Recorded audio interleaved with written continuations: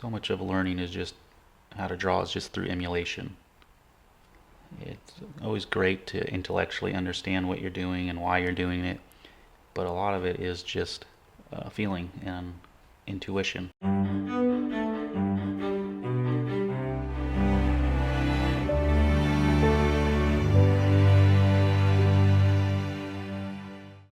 These quick sketches are great for just getting a lot of practice starting a picture and going through the process of of that process. And even though it's just a small version of it, it's all about repetition and practice, right? So uh, you want to basically do more starts as you're newer to this and then build from there.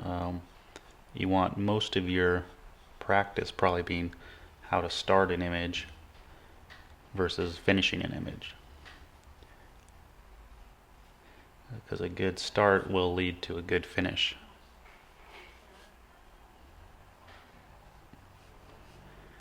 So maybe these fives are a little much or a little quick for you.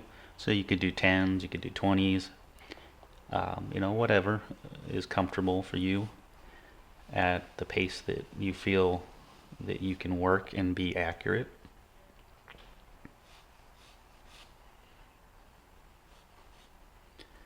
And the thing with timing the drawing or using a shorter time is that it just helps you to not waste time. Essentially, it forces you to be efficient and think about what you're doing. If so, that's why we recommend them. And it's gonna kind of push you further than you would maybe push yourself if you weren't doing something like this.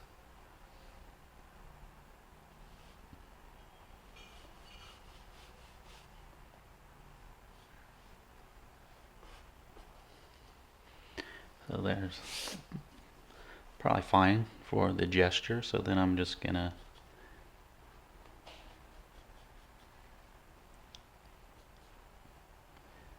jump into mapping here. You gotta approach your quick sketches in a way that benefits you. What is the thing that you need to learn? If it's proportion, then just stay with proportion more. If it's mapping and design and tone, then you could maybe jump past some of the construction and early stages and kind of jump into your values a little sooner.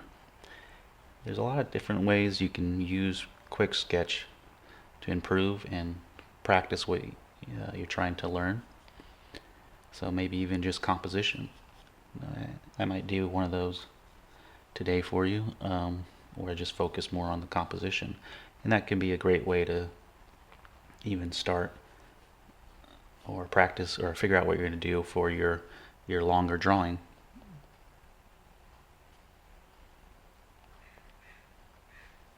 Just start with a simple quick sketch of it, figure out your design before you even get into the long drawing.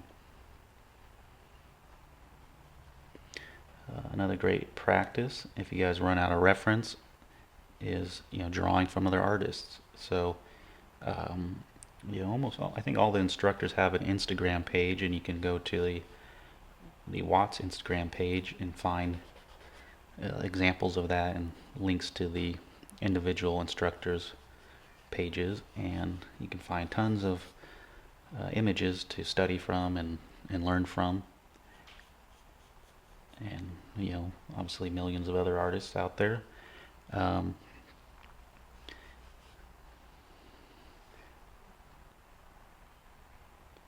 but I used to study a lot of Jeff and Eric's quick sketches.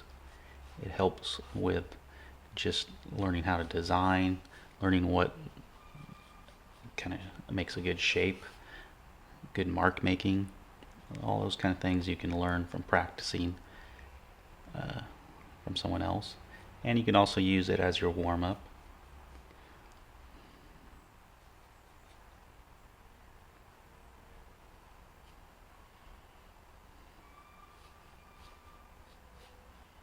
So much of learning is just how to draw is just through emulation.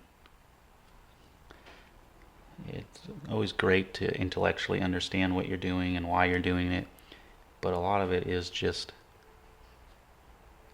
feeling and intuition. And one way to do that is just by studying someone else and getting a sense of what they're doing, just aesthetically, intuitively, and then maybe later, after you've done it for a while, you can start to break down why it's important to do that or why it looks good. But well, I have the feet off on this one.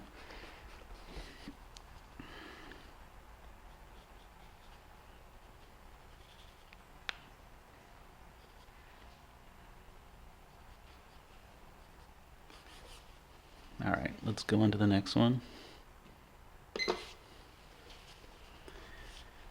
So this one might be a good candidate for more of a tonal or compositional study.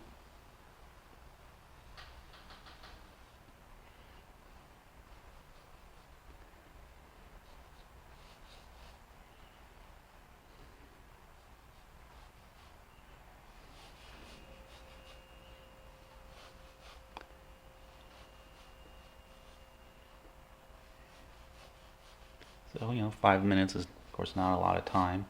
So we got to focus on what it is we're trying to practice or learn here. So once I just get a basic shape of the figure, then I'll jump more into the composition.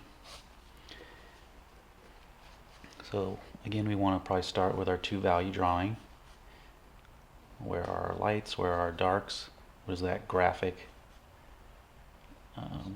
design of the picture?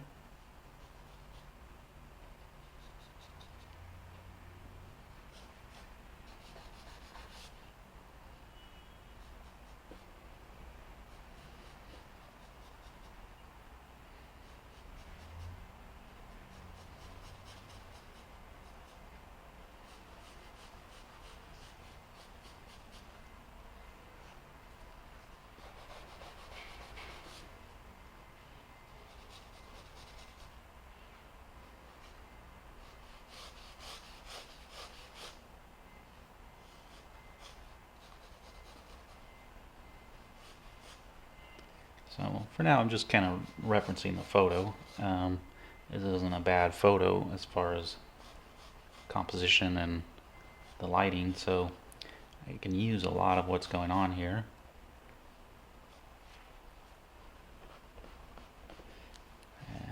But if we need to, we'll make adjustments.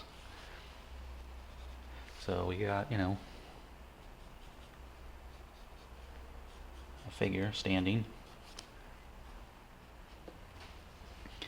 And want to look at what we want the viewer to look at, or what is this design. So I do like this little pedestal and drapery over here. It breaks up that vertical column of the figure, right? So it gives us another shape and dynamic and proportion to work with.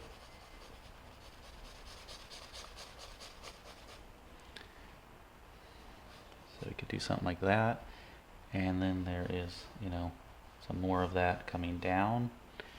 And maybe that spills out, through here. And that kind of gives us a little bit of a lead in to the picture. And then there's a shadow over here we could use, or maybe because of this shape is over here, we balance it with another shape, over here.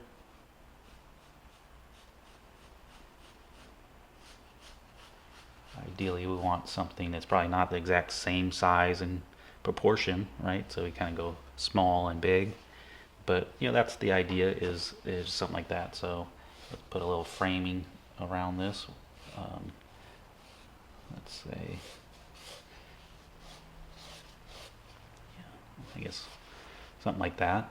Right, we could go with a little wider framing if we want to keep more of that at the bottom. But that's just the start there, and since we have a little bit of extra time, we can get into some more values. So let's maybe first get a full value range in there, and where do we want that?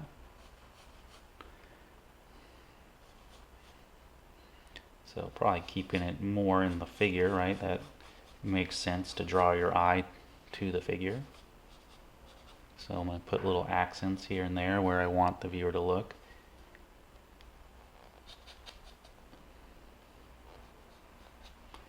And maybe in the background I'll just put a little contrast against there, just to draw you up into the head a little more. And do we put some tone on the drapery, or we leave that light? There's a lot of options as far as how we do that. We could put more of a grayer value or a middle value in the background. We got the whole figure, right, with this leg kind of moving into a halftone. And so maybe we can start to get a little bit of gradients along here that basically just help direct the eye and move the viewer to what you want them to look at, right? So maybe we don't want them to look at the neck. We want the head to pop out a little more. We want the torso and this leg to be, something to look at. So by surrounding that with dark, of course, look at that. Surrounding this with dark. But you might find that we're looking also at this arm because it has an interesting silhouette. It's against light, but I like that. I don't necessarily say that's a problem. We're not seeing too much here on this arm and hand, but maybe as we add a little bit more detail and shapes in here, then that would draw a little more interest to that area. But we could say, well, maybe it would be better if we silhouetted that with light or something down here. Or we go darker around that to draw more attention there. Those are kind of things that you're thinking about in this situation. You have to be careful of all these little folds and complex shapes. If they become too busy or too interesting, our eye is going to be drawn to that. So it's just balancing all these relationships. Maybe it would be nice to just have a gradient, coming up from the bottom.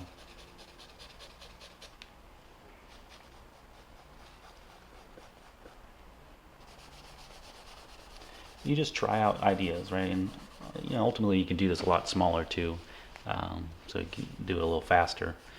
But that's sometimes what I do when I'm going to do a long drawing. I do something like that and kind of figure out what my design is going to be. And you can also figure out edges as well, because edges relate to composition. So where am I going to have softer edges, where am I going to have sharper edges? Those will help as well to get the viewer to direct the viewer's eye throughout the picture, is what kind of edges we're using. If I keep this kind of soft, then it's probably not going to be as important as if I made that a hard silhouetted edge. So if I want to draw the viewer to the hand more over the arm, then I'll make more sharp edges there and leave that softer. So you have value contrast, you have edge contrast, you have shape contrast. Those are the tools that we're going to be using to get the viewer to look at something. So